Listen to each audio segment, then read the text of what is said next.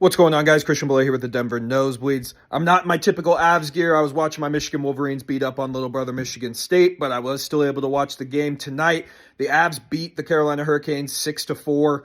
It was a hell of a game, a crazy game. But before we get going into it, you know what we have to do first. Shout out to the sponsor of this post, ClutchBet Sportsbook. Use promo code Nosebleeds when you sign up. Get some free bets on me. Go bet on the Avs to win because they're just winning all the time. So go download the ClutchBet Sportsbook app, use promo code Nosebleeds, and get some free bets on me. But let's get into this game. Like I said, it was a weird game. I don't necessarily think the Avs were the better team in this game, but they found a way to win, and that's kind of what they've done all year so far, is they're just finding different ways to win. Georgiev has been rock solid all year long. I don't think he was bad tonight. He had a lot of screenshots, but he ends up allowing 4 goals, basically doubling his season total of goals allowed. But the Avs found a way to score some goals for him tonight, and they ended up winning the game. Game gets started, Avs go down 1-0. Great goal by Kotkaniemi. And then the Avs get a power play late. Nathan MacKinnon makes some unreal moves. Shout out to the NHL for those cameras that they've had. Where have they been the past couple years? That highlight video of MacKinnon just dancing around Jacob Slavin was fantastic. He passes it to Ryan Johansson.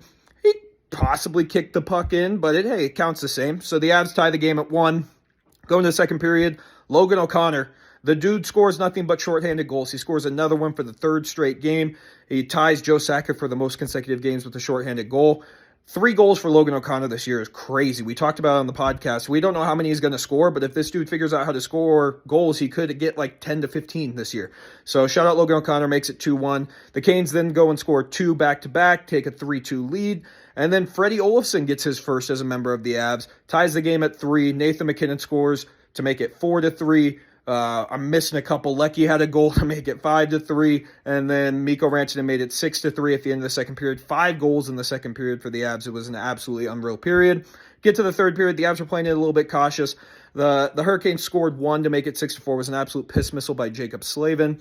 And then the Avs just kind of held on till the very end, and they end up winning this game 6-4. Like I said, they start 5-0 for the first time since 2019, I believe. So much different start than we're used to with this Avs team. They're coming out hot. And the thing I've appreciated most about it, I've talked about it on the podcast, I still don't think the Avs have played their best hockey yet. And they're still 5-0.